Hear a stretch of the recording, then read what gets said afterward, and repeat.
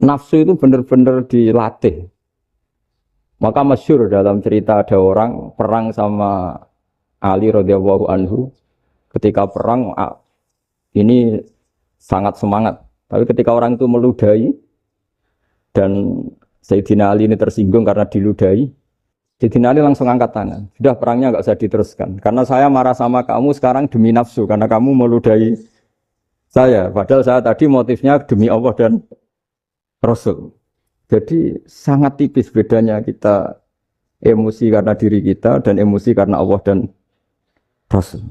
Sehingga ketika diludahin ini terus beliau mikir jangan-jangan perang saya karena saya diludahi.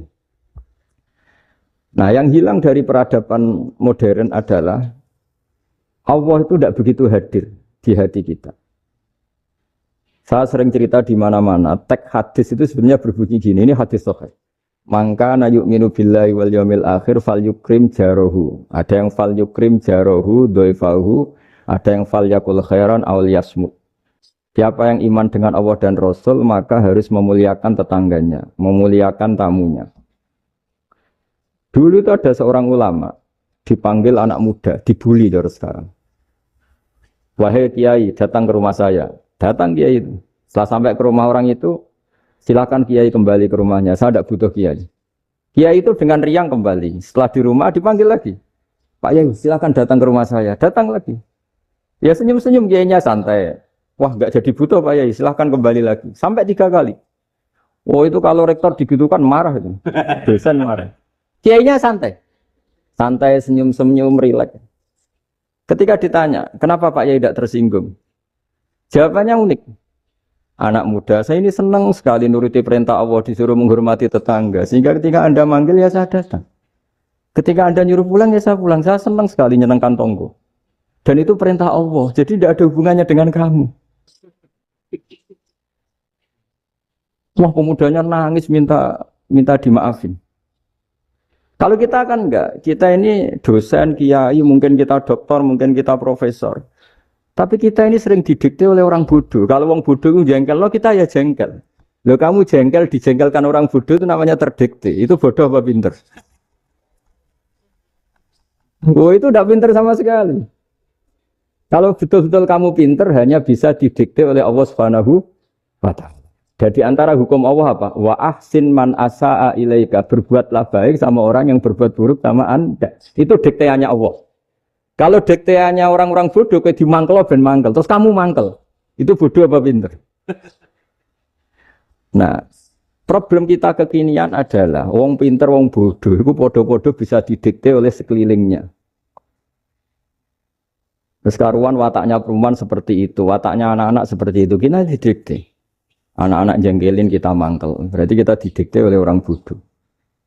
Makanya agama itu unik. Kadang ngendikan wa ahsin man asa'a ilaika. Kadang wasil man qata'aka. Sambunglah orang yang memutus kamu. Karena dengan demikian kita hanya didikte oleh Allah Subhanahu wa Ta'ala. Bukan didikte oleh hukum sosial. Cara Jawane nak ngapiki tangga sing apik akeh tunggale. Berbuat baik sama yang berbuat baik pada kita itu mbok orang fasik ya seperti itu, maling ya seperti itu, sama. Tapi kalau berbuat baik sama orang yang berbuat jelek sama kamu itu baru luar biasa. Dan memang teksnya hadis wa ahsin man asa'a ilaika. Berbuat baiklah sama orang berbuat buruk sama kamu. Jadi enggak boleh orang didikte. Makanya ngaji di sini diantaranya saya akan cerita dalam sebuah hadis sahih, dalam hadis hasan yang diriwayatkan Imam Tirmidzi ada kalimat dari Rasulullah sallallahu alaihi wasallam. Dawe Nabi la takunu imma'atan taquluna in ahsanan nasu ahsanna wa in zalamu zalamna walakin watti'u anfusakum in ahsanan nasu an tuhsinu wa in asa'u alla tazlimu. Kamu jangan jadi orang yang mudah diombang-ambingkan oleh orang sekeliling kamu. Yaitu kamu mengatakan jika orang baik ke saya akan baik, jika orang buruk ke saya juga akan membalas buruk. Itu namanya Anda didikte. Tapi berkomitmenlah kamu akan berbuat baik meskipun orang lain berbuat buruk. Nah sekarang logika sosialnya begini. Kalau di Indonesia itu ada 1000 kiai, ada 1000 profesor yang ingin membenahi Indonesia. Rata-rata orang awam itu semau gue. Terus mereka mendikte kita.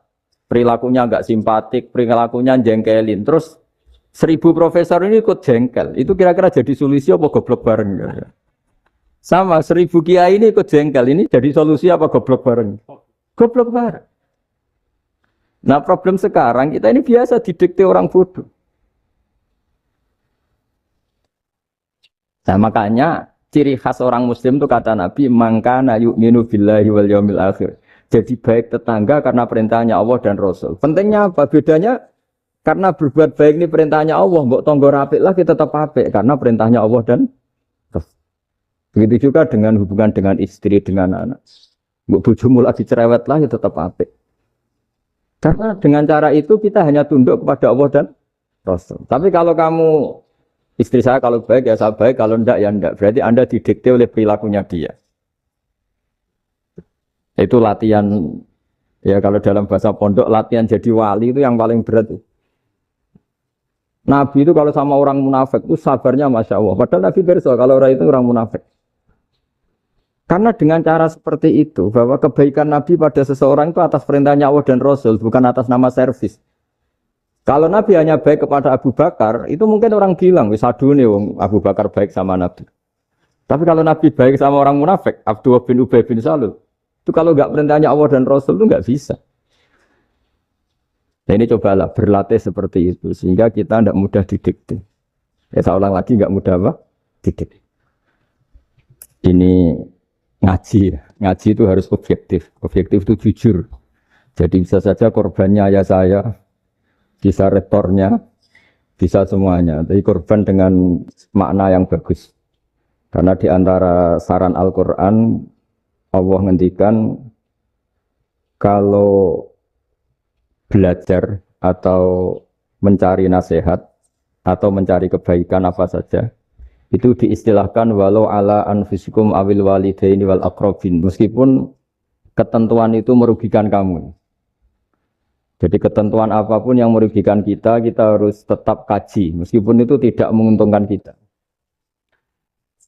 Karena banyak problem, mulai dulu sebenarnya problem itu orang yang wakam da'in yadda'i annahu da'a ilallah tapi hakikatnya yad'u ila nafsi. Jadi banyak dai yang mengklaim dirinya mengajak ke Allah dan Rasul tapi sebetulnya hakikatnya mengajak ke kelompoknya sendiri.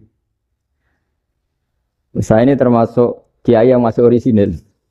Artinya orisinil gini, suatu saat atau kapan saja saya kok sudah tidak laku jadi kiai, asal Islam jalan tetap senang karena nggak penting yang populer saya apa enggak itu tidak penting, yang penting agama ini tetap jalan. Sama, negara ini harus jalan siapapun presidennya. Nah ini penting saya utarakan karena perbedaan antara nafsu dan komitmen beragama itu tipis sekali. Sehingga dulu pernah ada cerita ini bukti keadilan Rasulullah SAW. Nah suatu saat Nabi itu ngaji, yang ngaji seperti ini.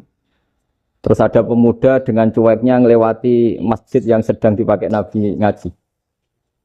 Sehingga cerita semuanya ngomel ya, bergumam. Celaka betul pemuda itu, ada Nabi ngaji kok tidak ikut ya. Tapi Nabi secara besar hati ngendikan, ini ada di beberapa kitab di Fadhailul Kasbi, keutamaan kerja. Kata Nabi, pemuda itu mau mencangkul di lahannya. Jika dia mencari nafkah untuk keluarganya, untuk kebaikannya, maka itu bagian dari ajaranku. Jadi Nabi berbesar hati bahwa kerja seperti itu bagian dari ajarannya. Jadi tidak harus datang ke majelis ngaji. Dan bisa saja yang sedang hadir itu ya, orang yang hindari istrinya minta belanja dari ngaji terus benar dituntut belanja kan gitu. Mungkin anak-anak UMM yang kesini daripada tengok-tengok yang Malang bosan jalan-jalan ke Rembang. Jadi nggak mesti benar juga niatnya gitu. Nah kemudian yang perlu dicatat, kenapa kita menjadi enjoy dengan Islam? Islam itu adalah agama yang tidak didikte oleh materi. Jadi kalau Anda ingin makan enak, mungkin kalau pikiran kebanyakan orang, anak-anak muda yang milenial, yang gaul, ingin makan enak ya makan yang disukai. Misalnya sate atau bakso Malang atau apa. Kalau orang-orang yang jadi wali gak gitu cara berpikir. Ini yang masih orisinil. Ditanya, ini dunia baru kesulitan makanan, baru resesi. Cara makan enak gimana? Jawabannya lucu. Ya gampang, idamuhu alju. Idam itu lauk. Kalau kamu ingin makan lauknya paling enak apa? Alju. Kamu harus lapar banget. Sampai kalau puasa itu melihat tempe itu wah luar biasa. Tapi kalau kamu nggak puasa, air putih itu nggak menantang. Tapi kalau puasa, tempe air putih itu menarik dan Anda tetap lahap. Apa? Karena lauk terbaik adalah alju, yaitu lapar. Lah tapi kita ini enggak, kita ini kayak orang bodoh. Kayak orang bodoh tadi, profesornya makan nyaman ya kalau sesuai selera. Lah itu kan sama dengan anak-anak ABG. Anak ABG itu makan lahap ya kalau yang disukai. Lalu bedanya apa ABG sama profesor? Kalau cara berpikir masih sama kan itu. Kiainya juga gitu, kiai makan enak kalau yang disukai, kalau enggak. Lalu bedanya apa kiai sama orang awam? Orang awam juga gitu, makan lahap ya kalau yang disukai. Nah ternyata perilaku kita ini yang pintar sama yang bodoh sama. Kalau kamu ingin berkasta lebih baik, itu cara makan enak itu apa? Idamuhu al-jur. Lauk terbaik adalah karena kita sangat lapar. Makanya masyhur dalam cerita-cerita tarikh sirah nabawiyah.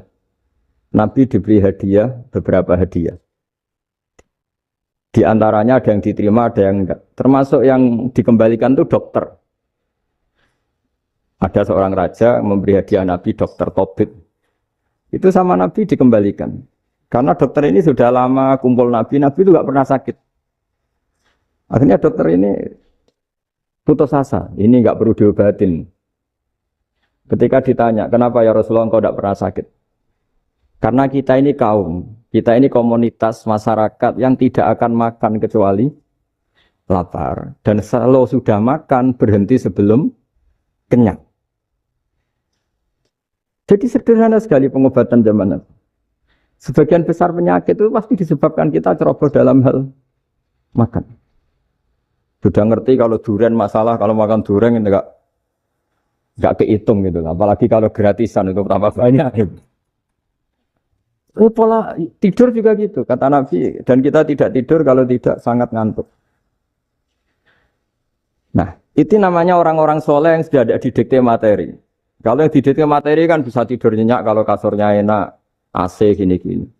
Sebenarnya enggak, tidur enak itu ya kalau sangat ngantuk. Mbok di gudang, mbok di bis, kalau sangat ngantuk ya semuanya ya enak. Sama, mbok lapar, mbok hanya tempe, tapi kalau sangat lapar itu ya enak. Nah ini ilmu yang mulai hilang, ilmu-ilmu yang mulai hilang. Nah ini pentingnya ngaji ya. Jadi akhirnya ulama-ulama Indonesia itu dipakai rujukan. Jadi mulai Mbah Hasyim, Mbah Ahmad Dahlan sampai era buyut-buyut itu masih orang alim. Lama-lama yang di Indonesia ini orang-orang yang bodoh. Sehingga orang Jawa kalau ke sana dibully, ya Jawa tak kulul khaya. Orang Jawa itu penggaweannya itu mangan ulo, makan ular. Karena belut itu kalau di kamus itu persis ular. Dulu itu kan kamus tidak full color. Gara-gara gak full color, gambar belut sama ular itu sama. Belut itu belut sama ular kalau nggak full color gambarnya sama apa enggak? Sama. Terus orang Jawa itu kan masih banyak yang makan bajing tupai. Bajing kalau digambar tidak full color sama dengan tikus. Gambar yang tidak warna. Hitam putih. Sehingga kita ini dibully pemakan tikus dan pemakan ular. Karena belut itu persis ular kalau digambar yang tidak full color. Sampai datang Syekhona Khalil, datang ulama. Ngarang kitab ya judulnya Al-Belut. Karena enggak terima bangsanya dinyek makan apa? Ular. Terus dikarang. Wal belut hayawanun bakhriyun, terus ya isu fi kadza wa kadza. Itu beda dengan al-hayyah. Itu diterangkan. Mulai bisa nerima. Terus sistem hotel juga gitu. Sampai tanyakan dalam sejarah dulu orang Sedayu ada namanya Syekh Mukhtar. Syekh Mukhtar bukan bikin rumah besar yang siapapun orang Indonesia haji itu nempat di sana. Nah ini yang menginspirasi akhirnya ada hotel. Dulu Syekh Mukhtar hanya menyediakan untuk hujat-hujat Indonesia. Lama-lama jadi hotel. Cara ibadah juga gitu. Kita-kita ini kan, saya ini punya bapak kiai, mbah kiai. Punya guru yang sangat alim ya seorang kiai Kiai Maimun. Itu dulu kita pengkaji ilmu itu tidak pernah tahu bedanya NU dan Muhammadiyah. Karena dulu Mbah Darwis itu, Kiai Dahlan itu dulu ngajinya bersama Mbah Hasim ketika di Indonesia yang ngaji Mbah Soleh Darat. Mbah Soleh Darat itu dulu ngajinya sama buyut saya ke-6, namanya Mbah Soleh Asnawi di Kudus. Mbah Soleh Darat itu dulu alim-alimnya orang Jawa ya Mbah Soleh Darat, Soleh bin Umar. Tempatnya di Semarang, tapi beliau itu sebenarnya orang Jepara yang dekat Kudus. Setelah di Mekah, Mbah Hasyim ini mondoknya ya, mulazimnya ke Syekh Mahfud Termas. Tapi sesekali ke Syekh Khotib Minangkabau. Nah yang Mbah Ahmad Dahlan lebih sering ke Syekh Khotib Minangkabau, sesekali ke Mbah Mahfud. Singkat cerita, karena Syekh Khotib Minangkabau sudah modern ya, terlibat organisasi dunia. Pas itu beliau pengagum Muhammad Abduh, pengagum Rasid Ridho. Sehingga bawaannya Mbah Dahlan itu lebih pergerakan karena beliau lebih mengidolakan Syekh Khotib. Nah Syekh Khotib sendiri sebenarnya orang Minangkabau. Jadi beliau namanya Muhammad saja sebetulnya. Jadi menantunya orang Arab. Oh itu dicibir mertuanya ini karena punya mantu orang Jawa, orang ndak Arab. Singkat cerita terus di mertuanya bilang gini, kamu jangan pernah bilang kalau orang Arab itu mansa kanal Arab, orang yang bertempat di Arab. Walakin man takallama bi arabiyyin fasihin, tapi orang bisa ngomong Arab secara fasih. Singkat cerita kalau kamu tidak percaya, nanti suatu saat menantu saya kalau Jumatan, tidak usah kamu kasih tahu, langsung suruh jadi khotib. Tidak usah kamu kasih tahu, sarannya tidak usah kamu kasih tahu. Kalau sekarang kan enggak. Kalau dosen mau jadi khotib kan mengumpulkan materi dulu. Lucunya di antara materinya itu dari TV. Makanya jadi ribet kan khutbah sekarang. Kalau musim corona ya akan ngomong corona, musim apa yang ngomong apa. Jadi lagi-lagi didikte oleh media. Sebenarnya kalau ngomong kan sesuai kebutuhan umat, ini obatnya apa. Tapi enggak sesuai trending topik, itu kan kayak anak-anak gaul. Ini dokter kok gitu kan aneh. Singkat cerita si khotib ini enggak dikasih tahu, Syekh Muhammad tadi enggak dikasih tahu, langsung disuruh khutbah. Fatakallama bikalamin fasihin. Dia ngomong fasih sekali. Bahkan ngalah-ngalahi fasihnya orang Arab asli. Semenjak itu beliau dapat gelar Al-Khotib, orang yang cakap berpidato berkhutbah. Ya terus dia Syekh Khotib Al-Minangkabau. Jadi orang Indonesia itu luar biasa. Dulu yang namanya orang Indonesia di Arab Saudi itu dihormati sekali. Karena yang ke sana itu pasti ulama. Sudah alim di Indonesia ke sana, termasuk Mbah Ahmad Dahlan. Mbah Hasyim dulu karena sama-sama muridnya Mbah Soleh Darat. Lama-lama yang ke sana itu TKI TKW itu ya mulai agak dibully. Dulu Syekh Nawawi di antara ijtihad yang dihormati itu beliau mengkritik nyuwun sewu orang yang kan orang biasanya normalnya kan muji orang mati syahid. Hebat orang mati syahid itu hebat gini. Oke, kita sepakat orang mati syahid itu hebat. Tapi kata Imam Nawawi dengan syarat niatnya itu li'ila'i kalimatillah dan itu bawaan takdir. Saya ulang lagi itu bawaan takdir, harus mati di medan perang. Tapi tidak boleh seseorang ini niat perang tapi niatnya supaya syahid. Karena kalau begitu berarti dia berniat supaya menjadi maktulal kafir, orang yang dibunuh orang kafir. Kedua, dengan dia mati berarti pasukan Islam berkurang. Berarti dia ingin pasukan berkurang, hanya ambisinya dia ingin langsung ke surga. Misalnya pasukan orang Islam itu 10, orang kafir 10. Kalau kamu ingin syahid berarti mati 1 kan, tinggal 9 kan. Nah kalau yang seperti itu 10 kan mati semua. Gara-gara ingin syahid, akhirnya perangi rapati tenanan, benang mati, benang mlebu swarga. Kata Syekh Nawawi, ya enggak. Kalau kamu perang sama orang kafir, ya niat menang. Dengan niat menang ini, kamu ingin li'ila'i kalimatillah. Tapi kalau kamu ingin syahid, berarti kamu menuruti keinginan nafsu kamu yang cepat masuk surga. Itu orang Arab kagumnya bukan main. Karena di mana-mana orang itu dinilai dari niatnya. Paham ini ya? Tapi perang loh ya, dalam kondisi perang, bukan teroris. Perang itu artinya orang kafir yang ingin bunuh kita, itu perang namanya apa? Perang. Dulu orang cerita syahid itu hanya, pokoknya syahid itu hebat, pokoknya syahid itu hebat. Syahid di medan perang itu hebat, pokoknya syahid di medan perang hebat. Tapi ketika Syekh Nawawi memberi penjelasan ilmiah, Jika kamu perang ingin cepat mati, ingin cepat syahid, artinya ini untuk pemenuhan diri kamu karena kamu bayangkan langsung masuk surga. Kamu lupa bahwa dengan kamu dibunuh kekuatan Islam berkurang. Akhirnya beliau memberi penjelasan. Syahid itu bagus, itu sebagai takdir. Hanya takdir itu kita perang yang ingin menang, tapi takdirnya mati. Jangan dibalik. Oleh perang rapati tenanan, benang mati namun itu yang pertama, terus ulama yang pertama memberi penjelasan itu Syekh Nawawi. Akhirnya melahirkan kekaguman yang luar biasa dengan tafsir Munirnya. Terus beliau itu orang yang rileks kalau menjelaskan ilmu. Ini juga guru-gurunya Mbah Hasyim, Mbah Guru sama Mbah Hasyim, sama Mbah Ahmad Dahlan Syekh Nawawi. Jadi dulu yang alim di Arab itu ada Syekh Nawawi, ada Syekh Khotib Minangkabau, ada Syekh Bakir Jogja, ada Syekh Mahfud Termas. Itu orang Indonesia banyak sekali yang alim. Bahkan diantaranya yang dikagumi Al-Azhar itu juga orang Indonesia, nama Syekh Abdul Manan, itu mbahnya Syekh Mahfud Termas. Itu pertama ada duta besar Indonesia di Mesir, itu termasuk barokahnya Mbak Abdul Manan tadi, itu juga orang Indonesia. Jadi pemahaman ulama Indonesia itu khas. Termasuk ketika memaknai apa? Syahid. Ketika memaknai apa? Syahid. Itu unik. Ketika Syekh Nawawi diuji dulu itu yang namanya ulama diuji dulu oleh 100 ulama. Jadi dulu ya ada kompetisi. Imam Bukhari diakui jadi ahli hadis itu diuji oleh mi'atu muhaddisin, 100 orang ahli hadis. Sanad dibolak-balik, matanya dibolak-balik, tapi beliau tetap bisa mengembalikan proporsi sanad itu. Syekh Nawawi pernah diuji gini. Ayul afdol al ulama awis salatin. Keren mana ulama sama raja atau sama orang-orang kaya, sama penguasa? Ya keren ulama. Dibully sama orang. Tapi setahu saya banyak ulama yang antri di rumahnya raja. Tapi saya tidak tahu melihat raja antri di rumahnya ulama. Kan kebanyakan kan mungkin ustadz atau kiai yang antri ngajukan proposal kan.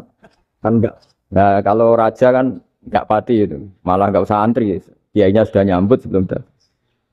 Jawabannya lucu Syekh Nawawi itu. Dan yang tanya itu langsung diam. Ya karena ulama itu tahu fungsinya uang, sehingga cara nyari sampai seperti itu. Sementara raja-raja itu tidak tahu fungsinya ilmu, makanya tidak pernah sowan ulama. Sehingga, jadi ya dianggap enteng saja. Ulama kan tahu fungsinya uang, tahu untuk pondok, tahu masjid. Sementara raja tidak tahu fungsinya ilmu. Jadi itu khas Jawa ya. Khas Jawa, khas Indonesia. Apa-apa yang menurut orang banyak dengan tanda kutip itu buruk atau baik, itu orang Jawa menafsirkan tuh gampang saja. Sehingga semenjak itu Jawa itu dipandang betul. Saya punya kitab namanya Qadhayal Haji wal Umrah. Itu terbitan Hayatul Ulya Arab Saudi, milik Wahabi. Itu diantara fatwa yang dipakai untuk solusi muskilatul haji, problem-problem haji kekinian. Itu fatwanya syekh-syekh yang dari Indonesia. Termasuk Syekh Khotib Minangkabau, Syekh Nawawi Banten, Syekh Bakir Nur Jogja. Misalnya begini, dalam fatwa-fatwa yang menyulitkan kita ya, sampai sekarang jadi perdebatan. Ketika Safa dan Marwah itu dengan batas tertentu, saya ulang lagi dengan batas tertentu. Mau tidak mau atas nama kebutuhan, itu kan butuh perluasan. Karena kalau naik turun itu mudah disepakati ulama. Jadi misalnya gini ya, saya punya tanah seluas ini. Pasti orang akan mengatakan sampai bawah ya tanah saya, sampai atas tanah saya. Itu mujma' alaih, itu disepakati. Sehingga Nabi ngendikan al-Ka'bah min tuhumil ardi ilas sama Ka'batun. Ka'bah sampai ujung bumi, sampai ke aras semuanya Ka'bah. Sehingga tidak ada perdebatan ulama ketika Masjid Haram ditingkat, kemudian yang di atas sholat. Tetap dia menghadap Ka'bah. Tidak harus diluk melihat di bawah, enggak. Karena Ka'bah sampai langit. Sama, tanah Anda kamu tingkat sampai 10, enggak ada tetangga protes. Karena bawah sampai atas tanah Anda. Tapi kalau diperluas, tanah Anda kamu luaskan setengah meter saja atau 3 cm saja, iso geger mbek tonggo. Karena di mana-mana batas itu ya tadi. Kalau atas bawah miliknya, kalau samping enggak. Pertanyaannya, perluasan Mina itu ke samping. Perluasannya matof, yang mas'a itu juga ke samping. Geger kan ulama dunia. Bagaimana hukumnya mina jadid? Mina yang diperbarui atau mina yang diperluas. Itu diantara rujukan baik yang membolehkan maupun yang menentang.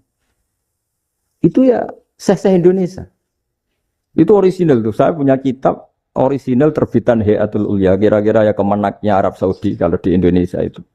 Itu yang dirujuk Dawei Syekh Nawawi, Dawei Syekh Khatib Minangkabau. Karena apa? Ada logika khas Jawa.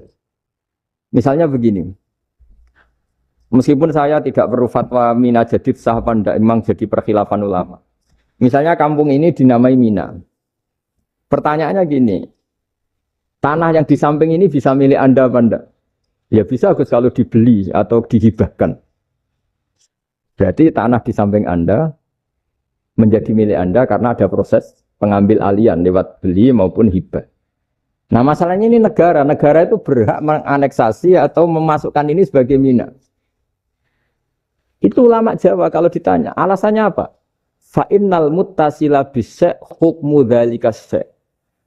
Karena yang gantet, yang mutasil itu bisa dihukumi seperti sesuatu itu. Jadi kalau ini mina, ya yang gantet mina ini ya bisa dikatakan mina.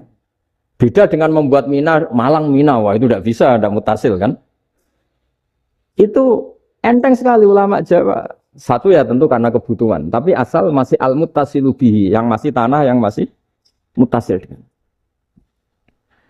Nah ketika perluasan mas'ah antara sofa dan marwah kan misalnya ini batas luasnya sofa, ini batas luasnya marwah. Lalu atas nama kebutuhan, sofa marwah itu sampai sini. Sampai agak meluas ke sini. Itu geger Arab Saudi. Wah ini gimana. Padahal tawaf itu harus antara gunung Sofa dan gunung Marwah.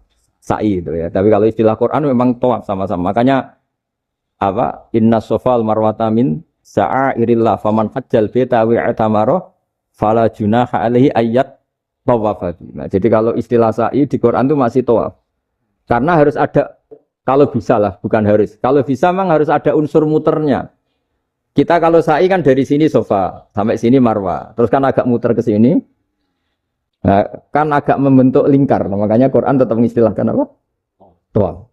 Jadi bukan sini ke sini, terus sini ke sini kan enggak, tapi sini sampai sini, terus muter kan, terus sini. Jadi antara setar dan selama ini prakteknya kan gitu ya. Sofa ngambil sini, terus ke sini, terus agak muter. Nah, karena ada unsur agak muter ini, terus orang menyebut apa? Tawaf. Tapi itu bukan syarat sah, ini cerita ideal. Saya ulang lagi ya. Gunung Sofa itu puncaknya atau pucuknya kalau dalam bahasa Jawa. Itu ya hanya segini, ini sampai sini. Nah, kelompok Islam yang fikih keras nggak boleh diperluas. Karena Allah memilih tempat ini itu spesial, jadi nggak boleh ke yang lain. Tapi ketika kebutuhan mendesak, mau tidak mau harus diperluas. Itu jawabnya Kiai Jawa lucu. Gunung sing ketok itu sing dhuwure tok. Sikilane luwih hombo. Berarti kan gunung kan bentuknya gini.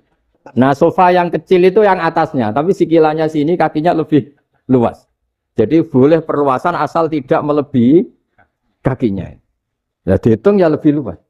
Jadi Kiai Jawa itu kayak wong delok gunung Penanggungan, kayak gunung Arjuna. Di mana-mana puncak gunung itu lebih kecil timbang kakinya. Artinya diperluas ini bukan berarti tidak di sofa dan tidak di...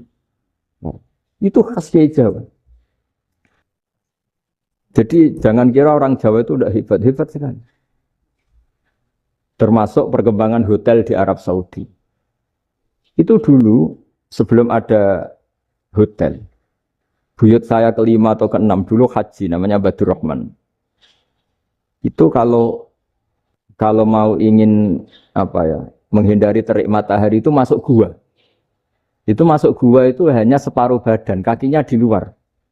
Jadi jangan bayangkan kalau gua di Indonesia kayak gua Akbar di Tuban orang bisa masuk jalan-jalan, enggak. Gua di Arab tuh kayak cepitan batu, tidak sampai masuk. Sehingga kepalanya dimasukkan, kakinya masih kena matahari. Saking panasnya Arab Saudi. Sehingga dalam bayangan hijrah ketika Nabi bersembunyi di gua apa?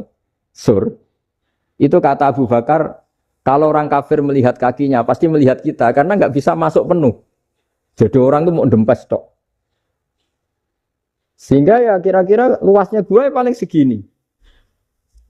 Makanya guyonannya kiai-kiai itu untung nggak kayak gua Indonesia. Kalau kayak gua Indonesia laba-labanya capek karena luas kan. Jadi jangan bayangkan gua Arab tuh kayak gua Indonesia. Makanya bayangannya, andai kan orang itu melihat ke bawah, pasti melihat kita. Karena orangnya tidak bisa masuk penuh. Nggak bisa masuk 100%. Ya kayak cepitan batu lah mirip. Itu kan mirip Gunung Uhud. Gunung Uhud, kata Rasulullah, nanti kalau kamu perang, itu di atas. Menang atau kalah di atas. Musuh biar di bawah. Dengan di atas kamu bisa mana? Jangan bayangkan kayak Gunung Merapi, kayak Gunung Penanggungan. Lah kalau Gunung Penanggungan mana ke bawah yang layang kan? Jadi gunung di Arab itu kayak bukit. Ya sampean pernah kan ke Uhud itu ya sama ini aja tinggi ini kan? Nah ini yang mulai ada mis. Makanya nerjemah itu susah di Indonesia. Karena jabal itu udah harus tinggi. Kalau tinggi nggak bisa mana dari atas ke bawah kan nggak ngefek kan? Sampean kalau ke Uhud gunungnya pendek sekali sehingga yang mana dari atas ke bawah ya kalau kena musuh ya celaka karena memang dekat. Ya kalau gunung Indonesia mana dari atas ke bawah yang layang nggak ngefek. Nah itu susahnya nerjemah bahasa Arab ke kita. Jadi apa ya? Transkrip itu nggak gampang karena ada pengertian yang beda. Kita kalau bilang gunung itu tinggi sekali. Sampai banyak mahasiswa tersesat ya saking tingginya. Kalau orang naik Uhud gak akan tersesat, wong ketok dari bawah itu. Nggak mau saya mau cerita. Kata Mbah Mun sering cerita. Kenapa wa ma arsalnaka illa rahmatal lil alamin, kata Mbah Mun, Allah itu pasti bikin ulama yang tidak produk Arab itu pasti ada. Kalau orang Arab jadi ulama wajar, bahasanya Arab, domisilinya di Arab. Tapi Allah akan selalu bikin ulama yang tidak bangsa Arab. Imam Ghazali itu Tus itu Persia. Imam Bukhari itu kira-kira kalau sekarang ikut Uzbek. Ya, Imam Bukhari itu kalau negara sekarang ikut mana? Uzbek. Kenapa demikian kata Mbah Mun? Karena Allah sudah ngendikan wama arsalnaka illa kafatan linnas. Manusia semua ini kena khitabnya Islam. Kalau tidak ada ulama yang dari berbagai negara, kesannya Islam itu hanya milik orang Arab Saudi. Makanya Allah selalu bikin ulama-ulama yang bahkan tidak Arab. Termasuk Imamul Muhaddisin, yaitu Imam Bukhari, itu orang Uzbek. Orang Rusia lah kalau sekarang ikut Uni Soviet dulu. Imam Ghazali itu orang Persia. Syekh Nawawi itu orang Banten. Karena Allah ingin memaklumatkan bahwa Islam ini untuk semua. Sehingga orang yang tidak Arab pun bisa belajar Islam. Yang alimnya itu nggak kalah sama orang apa? Arab. Makanya ini PR ya. Kalau Gusdah Ploso nanti ngendikan suatu saat orang belajar Islam itu bahkan orang Arab pun bisa belajar ke Indonesia. Kalau orang Indonesia bisa alim betul kayak dulu. Sekarang banyak liga antar ulama. Itu orang Indonesia pasti masuk. Ulama-ulama top dunia. Itu pasti orang Indonesia banyak yang masuk. Karena tadi, ketika orang Indonesia baca kitab, itu orang Arab itu kagum. Kok bisa ada bahasanya baca secara benar? Bukan sekadar bisa baca secara benar. Karena memang dilatih sedemikian rupa di pondok-pondok. Makanya kita semua lah, yang alim di Indonesia itu kemana-mana ya pasti alim. Dulu putra Mbah Mun namanya Gus Zofur itu tahun pertama ya sudah the best di tahun pertama. Kalau tahun pertama the best-nya ilmunya bawaan dari sarang, dari keluarganya. Gus Najim mondok di Said Muhammad tahun pertama sudah dipuji sebagai yang teralim karena ya sanggup. Kalau dipujinya tahun ketiga, tahun keempat kan mungkin dapat dari sana. Ini tahun pertama. Saya ulang lagi tahun. Karena pengajaran di Indonesia itu luar biasa di pondok-pondok. Makanya kalau dalam anekdot pondok itu cerita-cerita lucu itu. Ada orang Jakarta ngaji. Setelah di kelas itu pelengahan terus. Melihat jendela, lihat pintu terus. Lama-lama gurunya marah. Kamu diajarin kok ndak punya sopan, melihat pintu terus gak memperhatikan guru ya. Anak Betawinya jamnya lucu. Habis Pak Guru bohong. Kenapa ya? Kamu Pak Guru bilang Ja'a Zaidun, Zaid datang. Tak lihat gak ada yang datang. Setelah itu contoh nasab kan ro'a itu Zaidan. Saya melihat Zaid, saya gak melihat Zaid. Contoh ketiga yang jar kan maror tuh Zaidin. Saya berjalan ketemu Zaid. Pak Guru diam di situ gak jalan-jalan. Jadi saking detailnya Indonesia itu diajari. Kalau rofa Ja'a Zaidun. Kalau nasab ro'a itu Zaidan. Kalau jar maror tuh Zaidin. Nah si murid Betawi ini karena pertama sekolah, ngiranya gurunya itu cerita, Zaid datang. Makanya dia lihat pintu terus, mana katanya datang kok enggak datang-datang. Nah dengan latihan seperti itu, kemungkinan orang Indonesia salah itu kecil, karena memang dilatih betul. Saya ulang lagi, karena memang dilatih betul. Sehingga ketika orang Indonesia ini yang cerita seorang wartawan, ini kisah nyata. Kali ini tidak anekdot, kisah nyata. Ada wartawan internasional ngeliput Ramlah. Ramlah itu di Gaza, di Palestina. Wartawan Indonesia ini hanya bisa bahasa Inggris. Dijak ngomong bahasa Arab. Terus dia bilang saya tidak bisa. Saya tidak bisa, saya bisanya ngomong Inggris. Tapi apa yang terjadi setelah sholat, si Indonesia ini jadi imam pakai sholat jariah lagi. Baca bismillah benar, bismillah hijar karena mudhof ilaih. Terus ketika iktidal ya benar, Rabbana lakal hamdu mil'us samawati wa mil ardi benar. Ketika tahiyat ya benar, at-tahiyatul mubarakatus sholawat. Sama orang Arab ini diagumi. Orang Arab kalau senang orang itu dicium. Kamu tawaduk, sebenarnya kamu itu ahli bahasa Arab. Karena orang Indonesia sekali sholat itu nggak ada yang salah. Meskipun benarnya karena hafalan, tapi bagi yang ahli nahwu itu hebat. Misalnya kita kalau ngapalkan kan bismillahi, bismijar karena ba, Allah hijar karena mudhof ilaih, ar-Rahman hijar karena sifat, ar-Rahim karena sifat.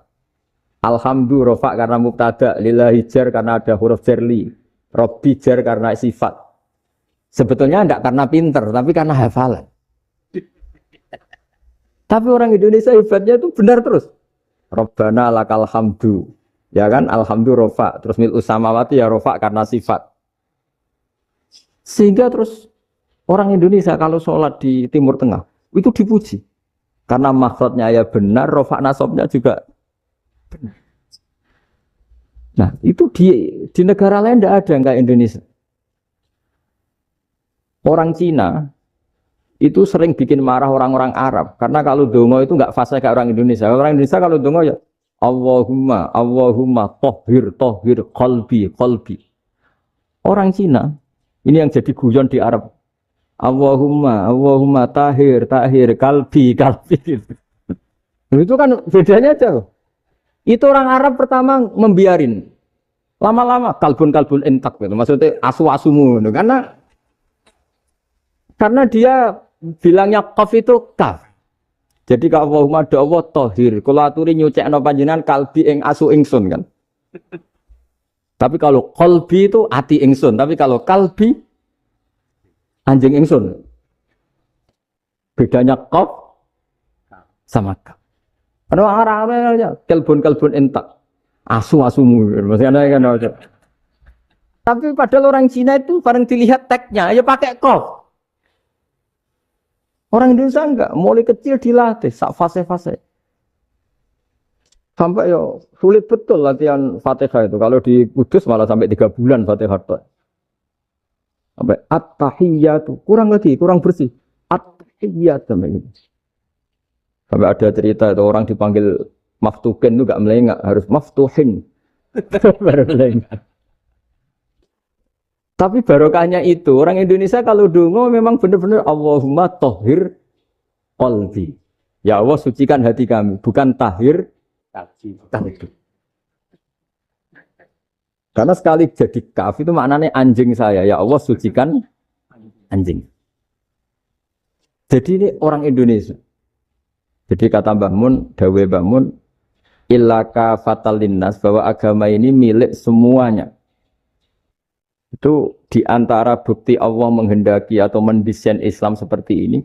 orang yang belajar di Indonesia itu pengetahuannya Islam, pengetahuannya tentang Islam itu tidak kalah sama yang belajar di Al-Azhar, sama yang belajar di Arab Saudi. Makanya ini PR-nya UMM, PR-nya IAIN, PR-nya UIN. Bisa enggak sealim mereka dalam bahasa Arab? Nah, bahasa Arabnya mau man anta, ana zaidun. Jangan sampai, karena kita di sana ini kadang dibully. Orang Arab tuh kalau bully kita, sampai tak kasih cerita. Oh, itu ngawurnya Masya Allah. Kata dia, ada anak orang Indonesia haji. Si anaknya orang Indonesia yang dijotos sama anaknya orang Arab. Dijotos, dipukul. Singkat cerita terus si orang Indonesia nggak terima, anaknya yang orang Arab dipukul. Yang balas bapaknya. Orang Arab tanya, lima ada dorobta ibni, kenapa kamu mukul anak saya? Itu orang Indonesia bahasa, wah anakku gila. Jadi hanya bilang gitu. Artinya anak saya dihada ya maka tak ada. Arabnya gitu.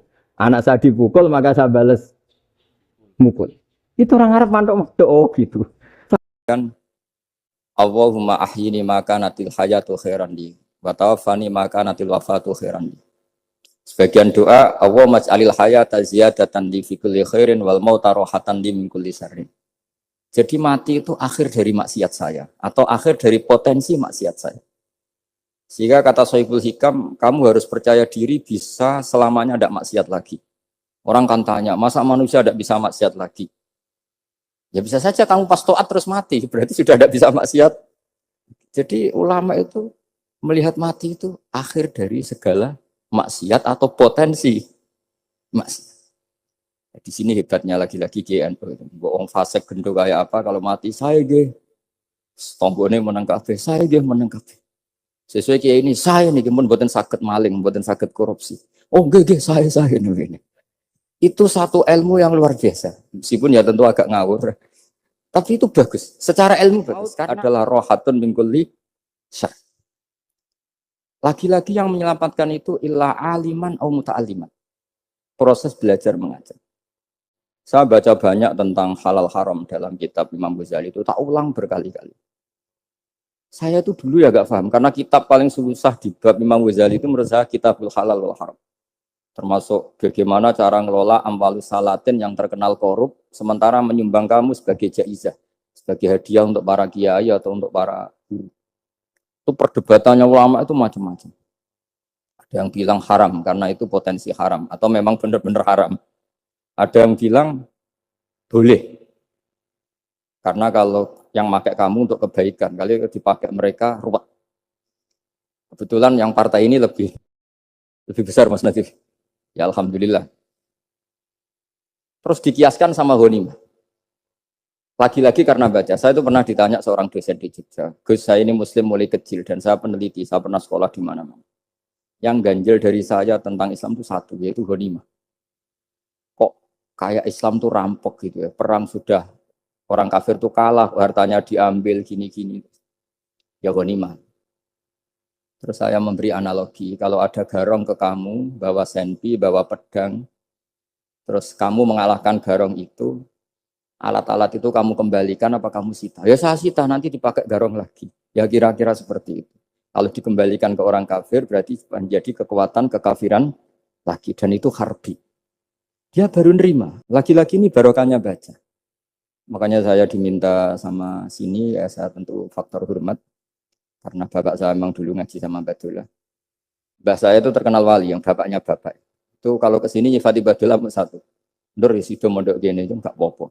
Mondok elek lah, kiaimu wali. Zaman itu bapak itu di kamar kursi ya masih ada kakinya. Saya dulu sering dijak ke sini sama bapak. Jadi mbah saya itu terkenal wali dulu. Jadi mbah saya itu tirakat terus sampai kapundhut itu poso terus. Kebetulan cucunya agak niru. Saya tidak niru itu karena itu Gus Zaki. Memang disuruh tidak niru. Kata mbak saya, kira usah tirakat. Terus tak tirakat ya. Gitu. Jadi saya, Mbak Mun juga gitu. Oh haram tirakat. Terus tak tirakat ya. Saya senang sekali. Tapi tua-tua kok mikir putu. Nah, terus nirakati putuku sopo. Jadi mulai jadi kiai betul Mas Nadif. Saya ini sudah mulai mikir putu. Karena saya ini termasuk orang yang kecelok alim yang nggak banyak orang menghormati. Karena sudah diramal sama mbah-mbah. Di dulu Mbah saya, Mbah Nur Sam itu, kakak saya itu SMP, SMA. Kakak saya yang kedua juga SMP, SMA. Mbah saya itu Mbah Nur Sam itu yang nganterkan bapak ketika mondok sini itu. Yang ikrar karo Badullah Wali Mbah Nur Sam. Ahli tirakat, ahli puasa. Itu bilang, Nur, anak sing iki aja pondok, aja sekolah no.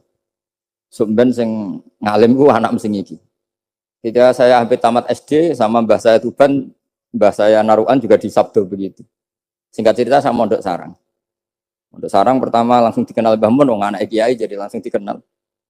Didoni macam-macam terus jadi wong alim juga ada yang ngelem. Biasa aja untuk dongane wong sepuh.